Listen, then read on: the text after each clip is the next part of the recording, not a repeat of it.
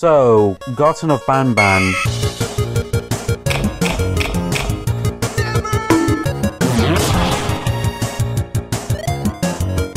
I'm sure you've heard of it before, and according to my audience, 41% of you definitely have heard about it before. You know, because all 9-year-olds lie about their age on YouTube. These games are certainly, noticeable on the platform, being part of the spooky newish trend known as mascot horror, where the horror lies in how many plushies of the mascots the creators can create on Temu. That's Greg.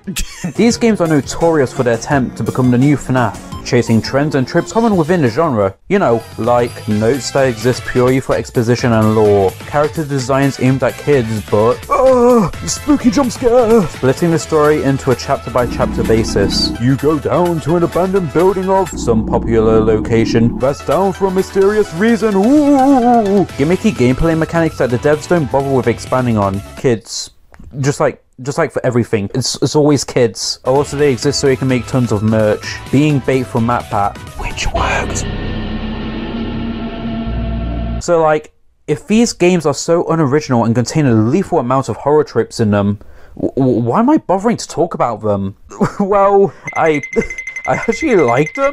Not in a genuine way though. I mean, I would never be caught alive playing these games. Unless I got like 1 million subscribers or something. Or if you really want me to. There's just a bizarre unhinged energy to these games that I can't help but adore. Especially if you don't at all take these games seriously whatsoever. The general lack of polish combined with the varying quality of voice actors and just surreal game design choices that are baffling to watch make these quite the experience, to say the least.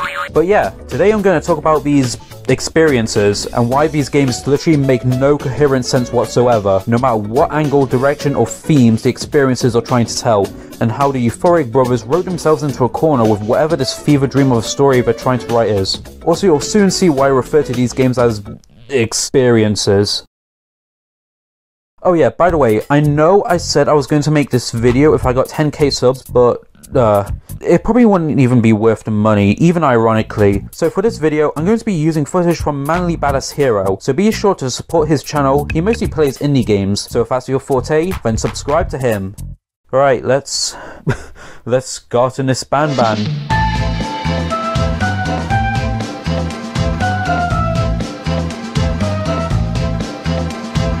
Banban 1 is by far the most basic of the games. I mean, the game is literally like 10 minutes long, and it's the only game here you can easily refund on Steam casually. Before starting, we get the deep, thought-provoking lore that we're a parent that's looking for our children, which just so happens to be somewhere within Banban's kindergarten, which is like a place that just kinda exists. But, like, there's no papers on its history or news reports, or that we're playing as a detective searching for hints of any dark secrets within the kindergarten. But no, it's just like, we're some parent and we're looking for our kids. Okay, don't get any hopes up about finding anyone else realizing what's going on outside later on, because I don't think the euphoric brothers realize that people would realistically find out that weird stuff is going on, and at least send in like, a search party or something. At least put the place on lockdown, you know? I mean, hey, none of this would have happened and we wouldn't need to look for our children. Oh wait, that means we wouldn't have gotten any games. First moments in, and one of my questions is, why are there no windows? I wouldn't be surprised if this was built by Redditors, but anyways, to progress, we have to first find a drone to hit the buttons which will open up the kindergarten. Okay, what kindergarten? Hell, what kind of building on Earth would need drone-activated buttons? What, is it some sort of security measure? I don't know, and this is never elaborated on. Okay, whatever, that's a pretty weird and dumb thing, but okay, fine, I'll let it slide. I mean, most indie horror games don't really have an explanation for the gimmick they add, but hopefully the lore will stay relatively grounded throughout, engage us with a grippingly creative narrative. The story will proceed to ignore this and get increasingly absurd and unrealistic each entry. Besides the drone is a note, drawn over by a child, which totally wasn't drawn in MS Paint by the way, who must fight some monster to gain the liking of another child called Claire. This is never brought up again. Now, throughout this opening chapter, you get to experience Banban's 3 innovative and creative ways of playing the game. Number 1. Walking from point A to point B. Number 2. Waiting for the drone to slowly hit the button. Number 3. Clicking random objects to open a door.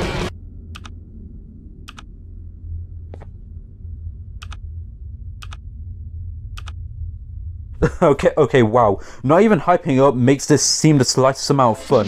Gameplay aside, we open the doors and... the enemy! This is a pillar bird, the main enemy of Chapter 1, who's a bird? I mean, like, I'll hate on Poppy Playtime to the day I die, but at least they kinda tried on making the mascot scary. Oh, I see. Emphasis on tried. Hello, Mark. But like, a pillar bird is just a bird. What sort of horror is this supposed to be? That it like screams at you or whatever? Okay, character design aside, we're set with the task of collecting 6 eggs scattered across a playground that's just got a bit too much oil slathered onto everything for a pillar bird who's extremely hungry. So yeah, let's get her into cannibalism. Delicus. After grabbing a hammer to knock down some boards along the way, we make it to the ball pit, which... yeah, this game makes sense. Why is there a bottomless pit? Where are the balls? Besides that, you do a kinda decent puzzle about memorizing what colours the drawn in MS Paint wall art of the characters were. We grab a keycard, which by the way, get used to doing that, because it's like the only method of progression the Euphoric Brothers can do without, like, crashing the game or whatever. But as soon as you grab the keycard... it's probably gonna go... there's a bird. Bird. Bird. Say what you will about this game, but the way a pillar bird chases you to, like, I don't know, kill you and rip out your flesh. I don't know, man. She screams at you and then it goes to black. Like, what am I supposed to infer from that? To survive, you have to hit another drone button which slides out of this wooden board to hurry back and press the emergency stop button, or else you'll be trapped in an invisible wall until a pillar kills you. Which I can only assume is for a pillar bird because she enters ragdoll mode and falls off the ball pit. Uh-oh. Now it's just a hop, skip, and several tedious button presses, and we take an elevator down to further investigate the extremely suspicious daycare, but not before picking up the boarding pass of Uthman Adam. Believe it or not, this is one of the very few bits of lore that the Euphoric Brothers actually follow up on in a later chapter. Our elevator trip is cut short, however, as... What? oh my god, it's Jumbo Josh! It's the funny green guy! It's the mascot horror! Oh my... wait, what? That was it? Yes, that's really it. You see Jumbo Josh, like, grab the elevator for a moment, and that's it. But oh no! What will happen next? Surely the Euphoric Brothers will follow up on this cliffhanger, having us try to survive Jumbo Josh in an exhilarating chase. Clearly, we're following up with this potential set piece. They did not follow up with this whatsoever, and Jumbo Josh is dead.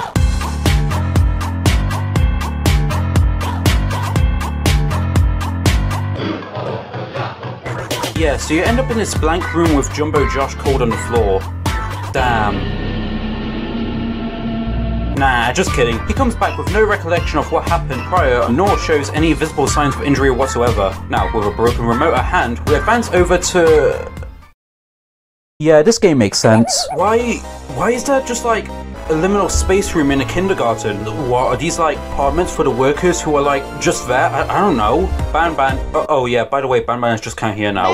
Confirms that down here is where workers reside, as well as drones being a standard tool for them too. I mean, okay I guess, but that's pretty impractical. Remember, they'd have to press this drone button, ride down the elevator, and then move over to this tweening board over that has no safety measures mind you, which leads to an abyss, and then finally you can punch into work. How is this kindergarten still running? Nevertheless, I think this is still a pretty decent puzzle. Well, at least by Euphoric Brothers standards. You have to press the buttons in order from lowest to highest using the gradient as a key. This unlocks the warehouse downstairs, which I guess I can see as being a floor under, like, whatever's going on here. But right when we pick up the plot progression item, we meet a new enemy, Nab Nab.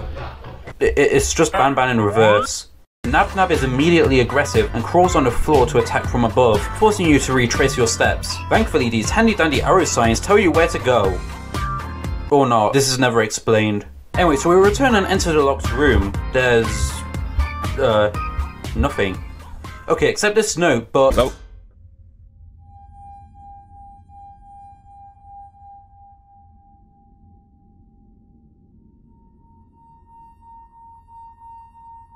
Three birds with one stone. oh, I get all there he is. Banban's voice is so dead and apathetic, so zero effort given whatsoever, that it comes back around to me genuinely loving it so much. It's somehow perfectly fitting for a game series this lazy, unhinged, and insane as Banban is.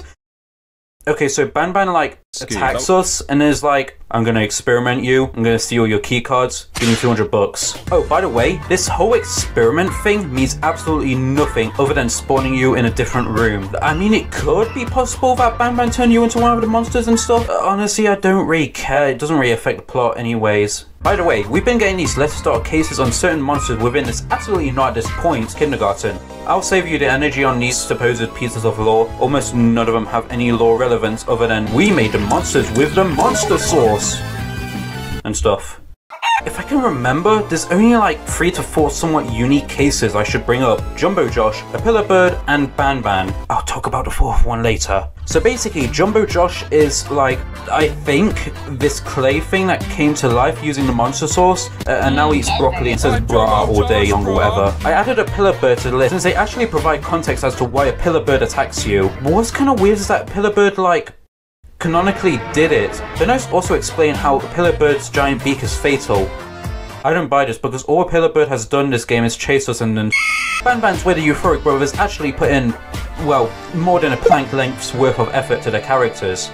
So, to put it simply, Banban is basically a monster, but still has the mindset of a human, so he thinks he's still the guy, but it's also one of the monsters and stuff. I can't stop saying stuff, but you know, I don't care. Also, Banban can become demon mode or something. I think the devs went to Venom at the time. It's hardcore Minecraft. Okay, back to progressing the game. We make our way back up a reused elevator to another lovely session of doing the 3rd completely original gameplay style, where we have to suck up the monster juice out of all the clones of Captain Fiddles to open the door with the firework rocket. Yeah, this game makes. This incapacitates the giant Captain Fiddles, and let's just get back to the main hub of this chapter. Outside there's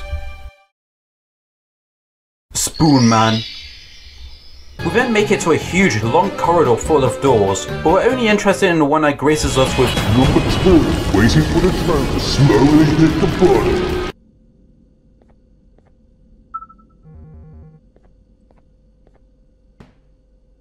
we're chased by a pillar bird, leaving us to flee into Banbalina's kindergarten.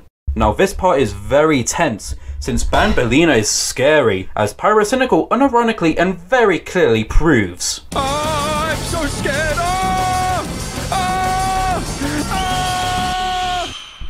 Her eyes went blood red like Jeff the Killer. Truly terrifying stuff. We're forced to answer various questions using the recorders on the tables, which we do about 9 times. This part is just filler for extending out the runtime with all the trial and error and long boring stretches of nothing before they let you progress. This is pretty dumb and only exists because Steam lets you refund games that have less than 2 hours of playtime, and with Banban 1, so many people refunded the game that it really riled up the Euphoric Brothers, which changed their approach to game structure by adding as much filler as possible to hit that sweet 2-hour mark to squeeze as much cash as they can with little effort. I mean, I'll be honest here, Euphoric Brothers, this won't help you at all. Adding more filler and boring, samey tasks is just going to make more people stop playing and refund the game, and will make less people want to buy your game, since if someone watches your game and they see boring, repetitive, nothing content, they're going to feel discouraged to play the game because it's, well, not very fun. I'm also saying this because almost all of the rest of Chapter 2's long, boring, repetitive content has zero advancement on the story or lore whatsoever. Before we leave the kindergarten within the kindergarten, I want to shout out the weird student object's bizarre power to morph text onto the wall at will. Pretty insane technology the guys at Banban's kindergarten has.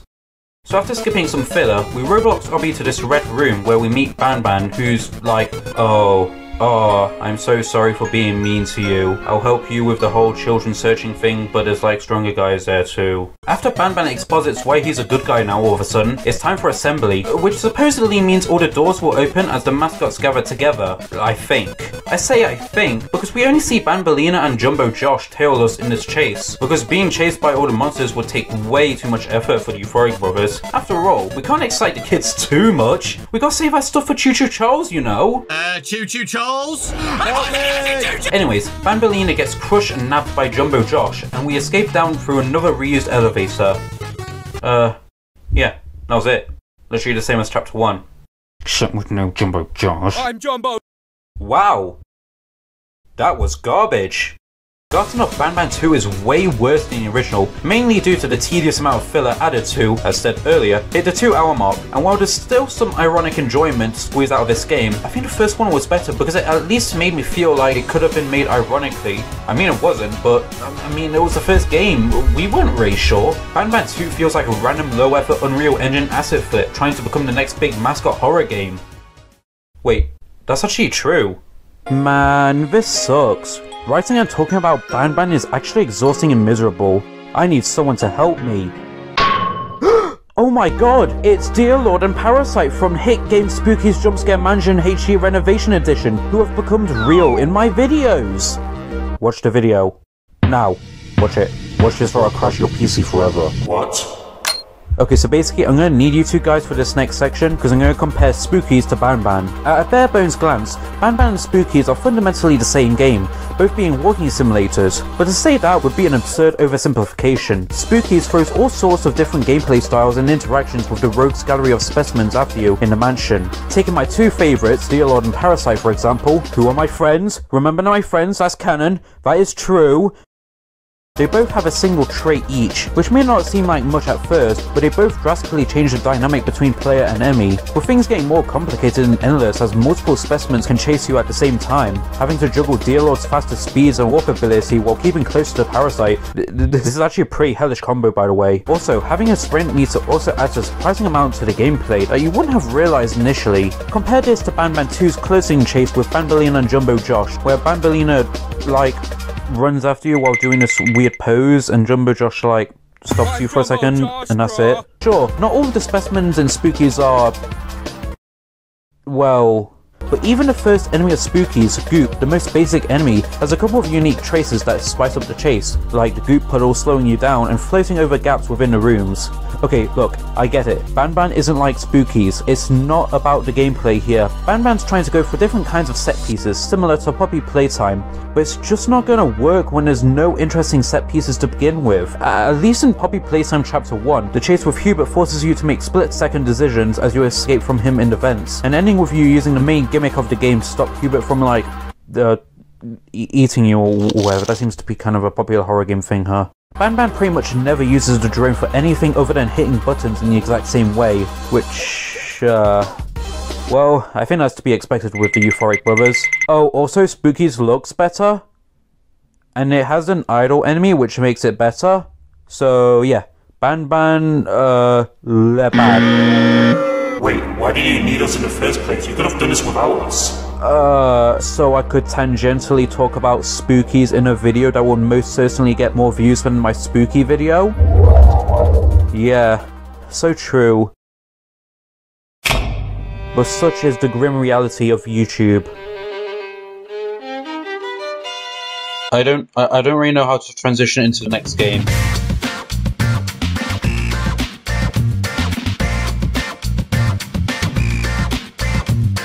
Banban 3 may start the exact same way as Banban 2, but make no mistake, this chapter is straight up fucking unhinged. Surreal dream sequences, building a girlfriend, actually playing as different characters, killing off half the cast. This chapter has like no limits as to what it can do whatsoever. This, transport thingy, made out of reused assets, is our main method of transport with 4 different sectors throughout. Yeah, this game, okay look, I get it, the bit is starting to get dry and it's basically the same point over and over, but why? What kind of establishment is this? With the horrendous lack of safety measures, I wouldn't be surprised if more people died from falling into the abyss than to the actual monsters roaming about underground. Oh yeah, we're like, pretty deep in, don't you think? Besides, what would all this empty space be needed for? Well, other than for the Euphoric Brothers to be able to simultaneously add filler and unload areas at the same time. First up, we've got to meet up with Stinger Flynn, since our keycards won't work on this floor. Okay, of course. I mean, the Euphoric Brothers can't be bothered to come up with any unique forms of progression and just reuse the same keycards over and over again. We enter the room and... oh gosh, wow. Stinger Flynn is Stinger Flimping big. So Stinger Flynn's deal is that he's just not having a good day, which I can relate to him. I mean, being in Banban is probably a given for that. He tries to convince us to give up on our search for our children. Hey, remember that? And decides to, I think put us to sleep? I don't know how. It's really not clear what's going on here, but we're taking the Stinger Villain's dream home, a stunning beach which has a car aptly named the Stingermobile. This game writes itself. Oh, also that Spoon guy is here. Okay, so his actual name is Zolphius, and I think the Euphoric brothers are trying to make him like this super deep Golden Freddy-like character that's pivotal to the lore, but like, he doesn't do anything. Stinger Flint says a whole load of deep, philosophical, meaningless garbage. I seriously think they stretched this out for as long as they could possibly go before like blacking out and calling it a day. After this, we actually get something pretty unique, as we now play as Stinger Flint after waking up from Venom Banban's spooky evil attack. I think Banban wants his pancreas, and it's a weirdly consistent trend. In Banban 1, one of the war arts of him has him saying, "Sharing is caring! Your pancreas is mine!" How wholesome. Anyways, not only does he talk about pancreases twice throughout chapter 3, but the final chase theme in the game is literally called pancreases. Anyways, don't get too excited about Stinger Flint's higher jump and electric shock ability, because there's no real gameplay or combat during these segments. Heck, these segments barely have any other content other than hitting buttons. Lore-wise, Flint escapes from the beach room and meets Slow Celine. Oh yeah, I forgot this guy too. She only appears in one section. We had to red light, green light out here. Here, Celine tells Flint to hide because he's new. There might be some meanings to this later, so keep that in mind. Actually don't. There's absolutely zero meaning to this. We wake up not from where we left off, but instead in a completely separate room, which I think is supposed to be Sheriff Toadster's? Huh? Who's Sheriff Toadster? Oh, well, Banban loves to do this thing where they show new characters in a wall art, but don't introduce them until much later on. And he also proceeded to neglect characters that were shown at the start of the game. Despite his notoriety, Jumbo Josh does damn near nothing, and Captain Fiddles doesn't even appear in the actual world. Well, except these clones. Anyways, we free ourselves by, of course, doing a fetch quest, letting Banban inform us about Stinger Flint's trick, which, like, I guess was an attempt to make us give up. Please stop playing. Nabnab's room is open and we have to... Okay, are you ready for this? Ready? We have to build Nabnab a girlfriend to make him less depressed. Yeah, travelling over to the medical sector, we have to feed Nabdelina, Nabnab's girlfriend, different colours of monster sauce to finish the surgery, while at the same time maintaining the LED tubes and occasionally reminding you that the drone exists by tasking you with pressing the button on the wall because...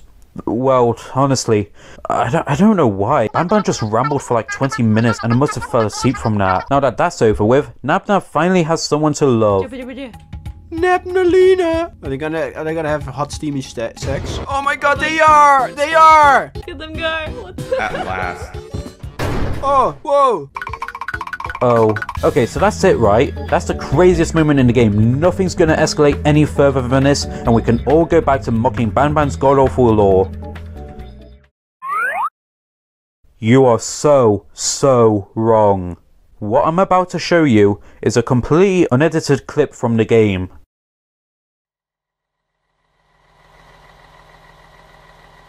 Hey you. You're finally awake. Can't blame you for taking a nap. Feels like we've been in this car forever. So, Stinger, when are we arriving at this place called Beach? I believe we are lost.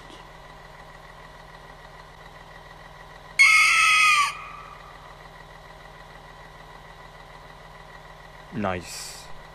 You had one job and you messed that up somehow. I am struggling to locate the being who asked for your opinion.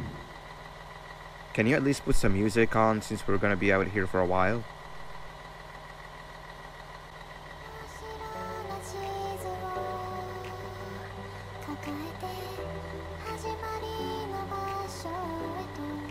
That's what I'm talking about. Opila, what do you think about this?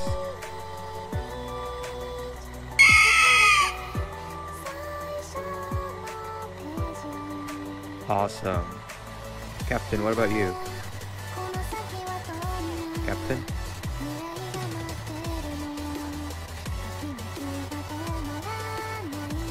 Okay, decent answer.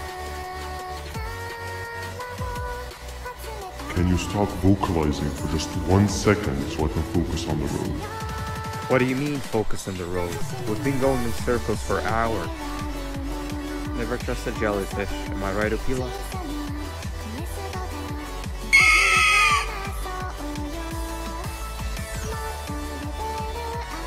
if you're pathetic. This is the horror game. Back to reality, we get a pretty unique minigame where we have to find a way to escape Jumbo Josh's lounge, while the big man pops up every so often to check on our presence. Any differences to the room, meaning certain death to us, Banbalina and Nabnab. I guess Nabnab must have been kidnapped by Jumbo Josh considering the last scene. I'm not gonna praise you yet, Euphoric Brothers. Just because you change up the gameplay doesn't mean the game is good. I mean the gameplay is still just...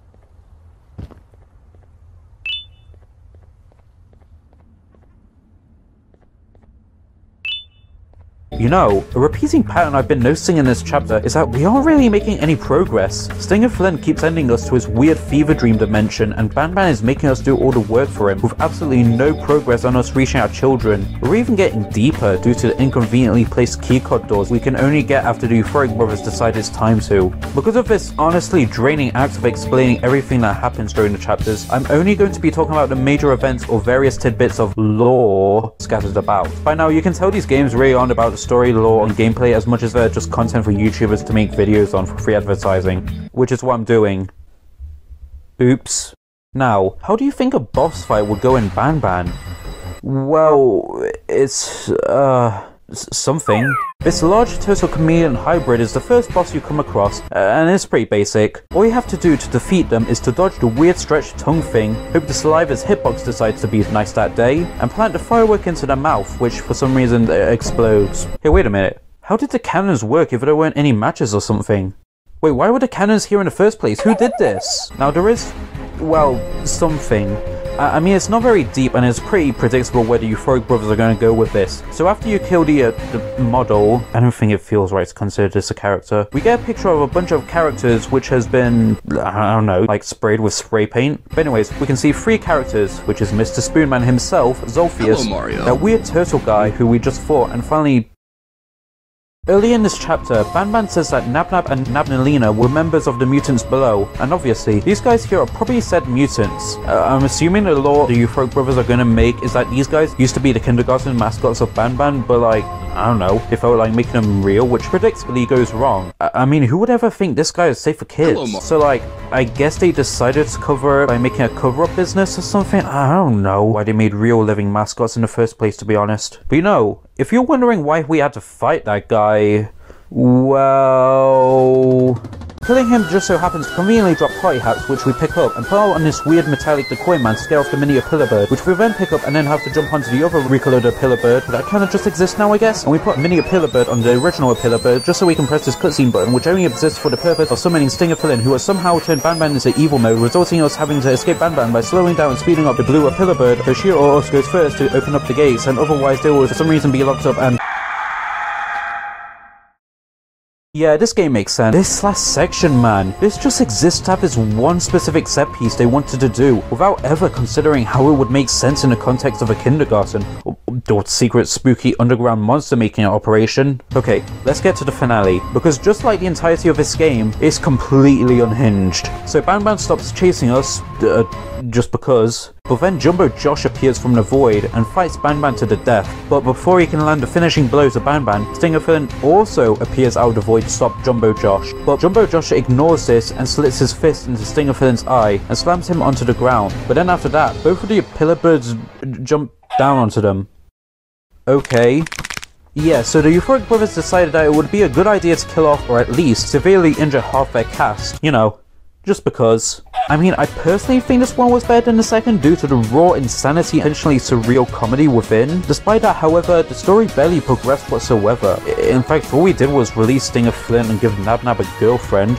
Oh, and killed the weird turtle thing. But yeah, this time around, it really did feel like there was filler. At the very least, the second game introduced the monster juice and, well, kinda tried to explain the monsters. Oh, and this guy too. It's pretty obvious that the Euphoric Brothers saw an opportunity to make a whole load of dosh, and just scrambled up a bunch of random events to fill game time. Okay, so how are we holding up? Is the Banban lore draining you guys? I mean, it sure is for me. How about we have a break from the Banban content for a bit? Sounds good? Good. Saves me the effort of editing for the next 30 seconds.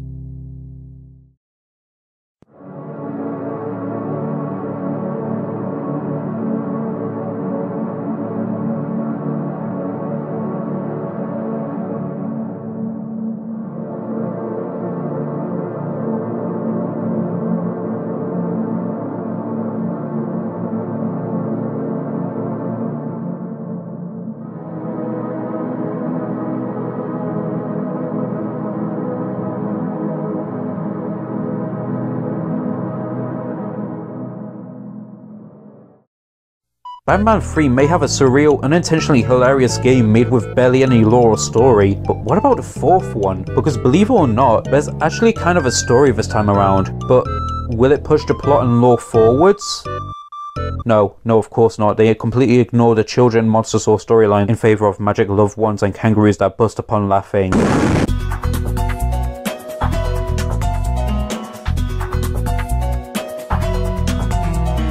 Okay, so Banban 4 kinda just forgets the storyline and decides to make up a completely new one. I actually don't know why they decided to just do this, but here we are, I guess. So starting off... Okay, we start off being chased by the turtle chameleon guy who's, alive, somehow. Okay, so the grim reality is, nobody truly dies in Banban.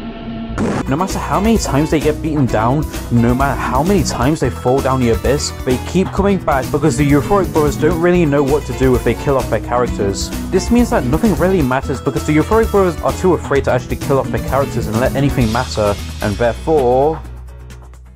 I don't know, we go to the Earth Center, who cares at this point? Okay, let's actually talk about what happens here. After that heart-pounding, boring chase, we yet again do a new thing, because we do... button puzzles! It's so insane to me that people's standards for Banban are so low that doing a multi-person puzzle like this ends up surprising people. We find one of those remotes you'd find in those content farms, but interacting with them makes us... I don't know. It's not like we get smacked or anything, they just use the same stock stinger sound effects as always. Cut to us in an interrogation room or, well, I guess what one would look like in the world of Banban, as someone finally shows their face. Listen up, criminal. That whole act of you being unconscious won't work on me. Yeah, it's about time you showed up. Yeah, so 2 chapters after his existence was hinted at, Sheriff Toadster finally appears, and get ready because he suddenly becomes a main character from now on. After answering questions to art like this, Toadster lets us out to meet Queen Bouncelia, what are these names? This giant purple kangaroo sitting on a throne behind a whole load of monster sauce. Oh yeah, this character's wall art was also shown in the last chapter, I forgot, sorry. So her deal is that if she laughs, she'll release, like these weird slug things called the Naughty Ones. To delve deeper down, we'll need to find 3 gears for the elevator, meaning like last time, we'll have to travel through the 4 main areas in a slow, tedious way. We enter one of the doors in the next sector, but we're locked in and suddenly meet... Hi, I'm a hungry snake. Do you have any food? I have a sense of humor. Can you eat that? Apparently not. Okay. This is Bitter Giggle. Remember that garbage drawing from earlier?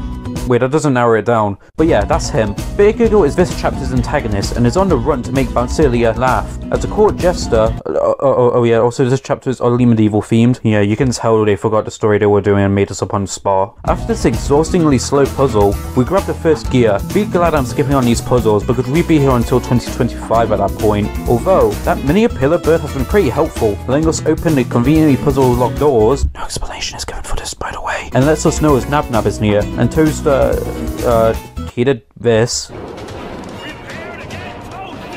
So, of course, instead of sticking together and working together or even splitting off to the different sectors, the obvious course of action is to stand around and pretend to fix the elevator. Good job, Toaster. At the very least, we can meet up with Banban, who'll join us for the next gear. Banban then reveals he's a worker for the kindergarten, specifically Uthman Adam.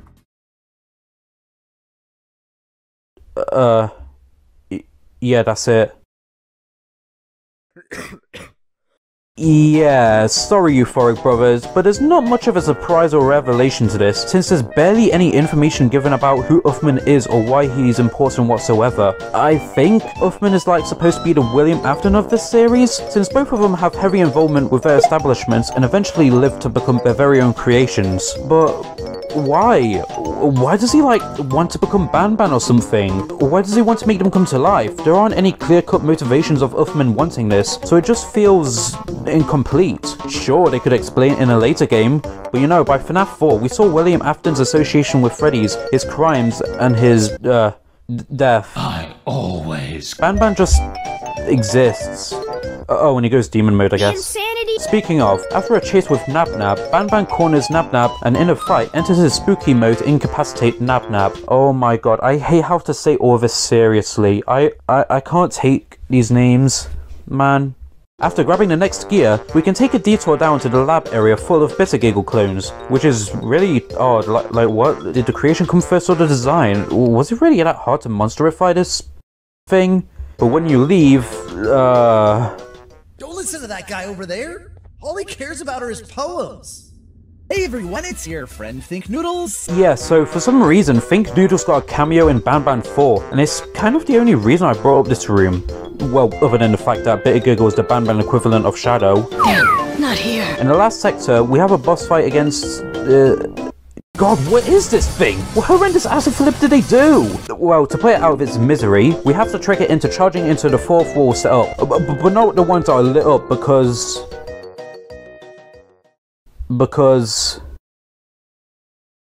this is a pretty dreadful boss fight to watch, and I can only imagine in fear how much worse it would be to play. Skipping past that, I want to bring up that Bitter Giggle makes this thing and the turtle guy fight on a constant basis, judging by the whiteboard all the way over here. Although I don't know why Bitter Giggle would decide that going all the way over here would be a good idea. But then again, it would fit the Banban style of having more filler than recommended in games. Entering the room with the last gear we need, Bitter Giggle, like, traps us or something, but then we immediately escape with the conveniently placed button on the door. They really don't have any idea for doing drone puzzles, do they? Anyways, what matters more here is what Bitter Giggle says. Aside from yet again affirming that he really is just Banban Shadow, Bitter Giggle mentions having some sort of family, which he's attempting to get back. I think Bitter Giggle is also a human maybe, but it doesn't matter too much anyways. Bitter Giggle comes back to the kingdom to tell his joke to the kangaroo queen, who makes the tiny pillar bird, who for some reason is just kind of there, fall into a vat of monster sauce and then transforms into spooky demon mode to fight the ugly cat T-Rex monster. Kangaroo Queen then blames Bitter Giggle for this, who proceeds to tell a joke to her. Kangaroo Queen, fully knowing that laughing will bring about, like, the end of the world or whatever, does absolutely nothing to stop Bitter Giggle, which then results in her band busting and shooting a laser beam! If you don't know what that means, well, you're probably in the game's target demographic. Despite Sheriff Toaster, oh hi by the way, thanks for doing like nothing, saying that the whole place is collapsing and going down as the naughty ones are escaping, in classic Euphoric Brothers style, there's absolutely no effort in conveying that other than dialogue. We escape Bitter Giggle and take the elevator down with Stinger Flynn.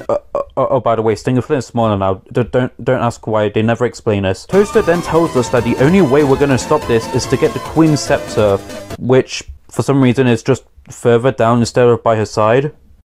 Yeah, this... Wow. That was... different. Part 4 completely changed up the main story for seemingly no reason, making once non-existent characters key parts of the story, while continuing to forget about other characters that have been shown since the start of the game. I can only assume the reason why is because the Euphoric Brothers had no idea what to do with the current storyline about the Monster Source experiments and finding our children, and thus scrambled something together with characters we haven't even been introduced, yet are treated as major characters we are supposed to care about, but it ultimately fails due to the incompetence of the Euphoric Brothers storytelling. The story is completely fumbled over what it's trying to focus on at this point, but let's finish with Banban 6 to see if they at least do something new with this Scepter storyline.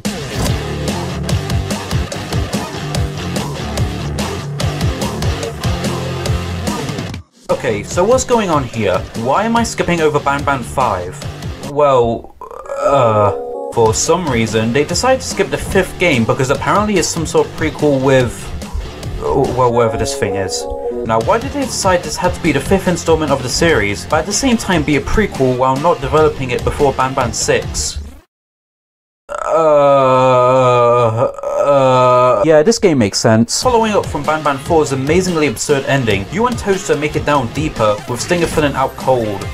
I don't know why though, it's not like the elevator crashed and fell down. I mean, come on, the Euphoric Brothers can't animate something like that. Anyways, the two of you have to head down to find the Queen's Scepter. Yet again, for the 4th time, we arrive at the main hub, which is part of 4 major areas around, and you guessed it, we'll have to go to each area and do the thing there to unlock the door that kind of just has the scepter.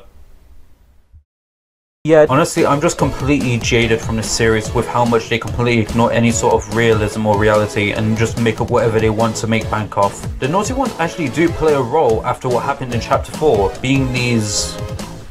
oh, they're just dumb single-celled organism slug things. I mean, I probably shouldn't have my hopes up for any surreal Lovecraftian monsters for a series like this, but I mean, you could have at least tried to make different kinds of weird beasts. And hey, it means you get to make more plushies of them on the monetary side of things. The naughty ones only attack in the dark, meaning for us to be able to progress, we'll have to find some sort of light source. Perhaps a flashlight, maybe even a lantern ripped from the asset store. Well, unfortunately for us, but fortunately for the Euphoric Brothers, it's the light source we attach to our drone. Now I do think the drone should be expanded on. That way it keeps the main mechanic that should make Banban stand out keep fresh.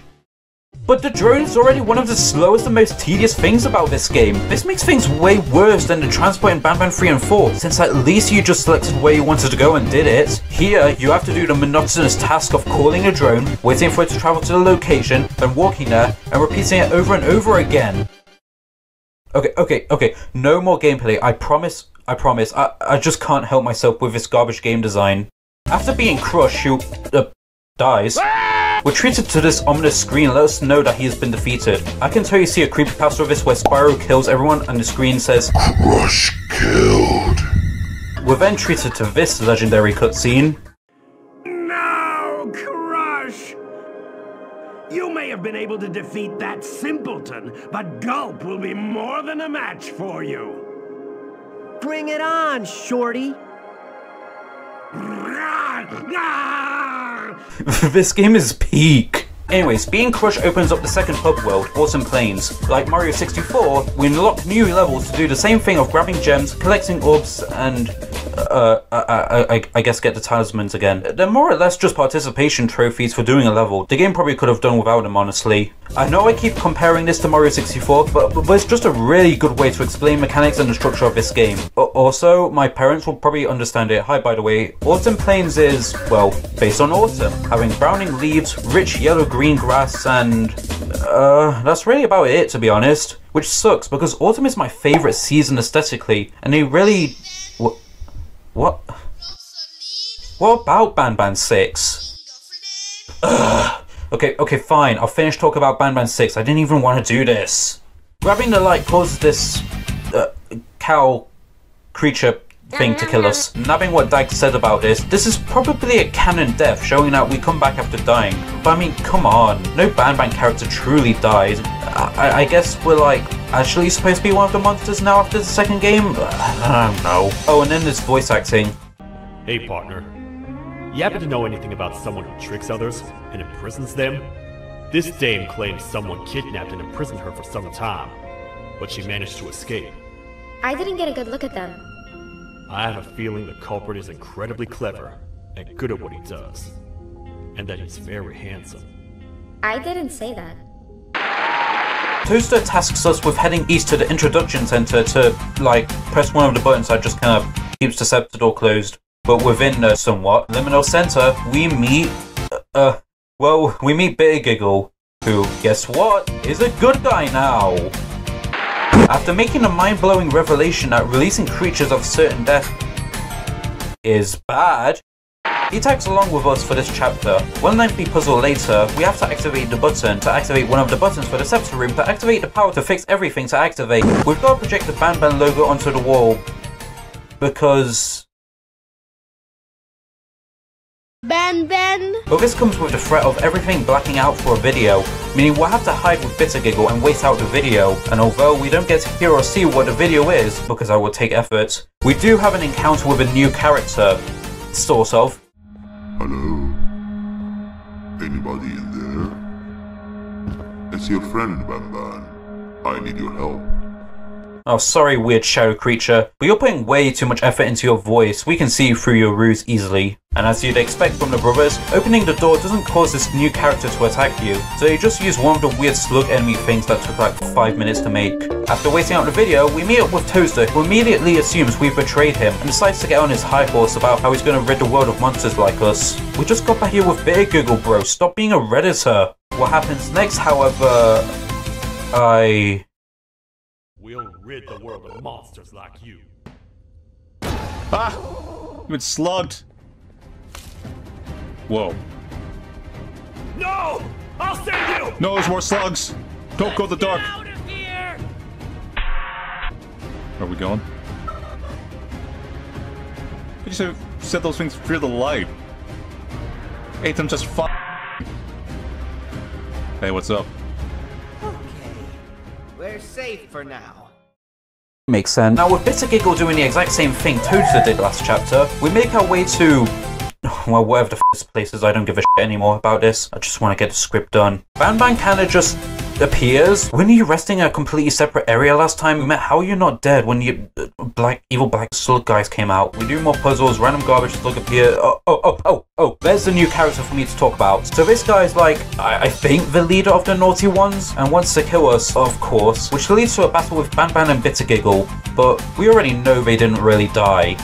Wait, why did we go up here? This is becoming a blur at this point. Going down, Bitter Giggle follows us and reveals who that weird mouthy tire-wearing beast is. Did you see where Sir Dadadoo went after our skirmish? Wuja, what kind of name is Sir Dadadoo? Who thought that was a good idea? How am I supposed to take that seriously? Like, Huggy Wuggy's name is stupid enough already, but the choice to call him Sir Dadadoo makes me want to do things that most people would consider illegal. So, in spite of the Euphoric brothers, I'm going to call him Frank for the rest of this game's pursued existence. Frank's goal is to take the scepter and... well, he doesn't really explain why, so I don't think he has an end goal, much like the Euphoric brothers. I mean, like, maybe he wants to get the scepter because... I don't know, he wants to, like, make dark fountains or something? Back to the game, we're going to have to work together with Bitter Giggle to open up the switches to the next scepter button, resulting in this minigame where you have to stop slug guys from...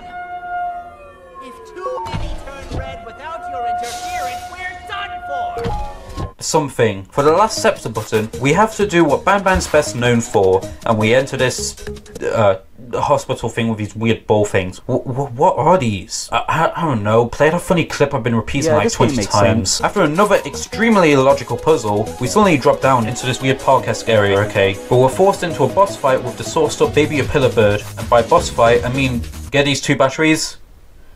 Okay, you're good. You know you blocked her, yeah, right? In standard Banban fashion, you do a bunch of walking around, grabbing stuff and left clicking with no real skill or threat, as the only thing you have to do is use a weird metal guy to trigger the Apilla bird into attacking it. And, like, stuff. After that, the Apilla gets crushed and reverts back to the tiny small baby moo thing. I doubt that would have happened, but whatever, Banban has no realism whatsoever. Let's just get to the ending. We open up the scepter door alongside Banban, Bitter Giggle and Nab Nab. Bitter Giggle says he's, like, been here before? I don't know, I just want to get this over with. For some reason, they don't want to open it, but thankfully, Nab Nab decides to open up the chest to the scepter, which is lacking a piece. They're gonna stretch this out for 5 games, I just know it. You're gonna do that, Euphoric brothers, I know you are. Suddenly, Frank shows up and goes on an entire villain monologue about... something. I don't really know. No one ever bothers to intercept or try to stop him during this because this is Garten of Banban. But to combat Frank after his extremely long exposition dump, Banban injects Nab Nab with determination to take him down as we make our escape against, like, a slug, just a single slug, because animation hard. Bitter Giggle, for some reason, decides to jump into the void because the naughty ones, like, laughed at a joke he made. This guy's whack. Before we elevate it out of this chapter though, Frank grabs all the assets that weren't used in this chapter and turns them, like, evil or something. They do absolutely nothing. They literally have us cornered and do nothing about it. Banban, being the awesome amazing friend he is, tells us he will hold them off because he has favoritism bias and proceeds to play a bunch of jump scare sound effects. You can't trick me, Euphoric brothers. We all know how lazy you two are. I am so tired of this. Banban is awful. Let's not beat around the bush here. It's bad, lazy and awful. And despite the notes littered about and the Euphoric brothers' best efforts, Banban isn't that deep. It's just another innocent places go wrong due to living monster story with pretty much zero depth whatsoever. I initially was going to give a few readings of what I think Banban is about, but I'm way too tired writing a script to bother. So I know, you're a monster like them. Ooh, what a twist. If the Euphoric brothers make an actual story with whatever unfocused garbage they've conjured, well, that won't happen. Don't try to understand Banban lore. There's absolutely no meaning. I can't be bothered to write much of an outro for this. So what about Juggle? When are we gonna stop him? Oh yeah, I forgot the loose storyline of this arc. Yeah, we'll deal with him. But first... Let us hide.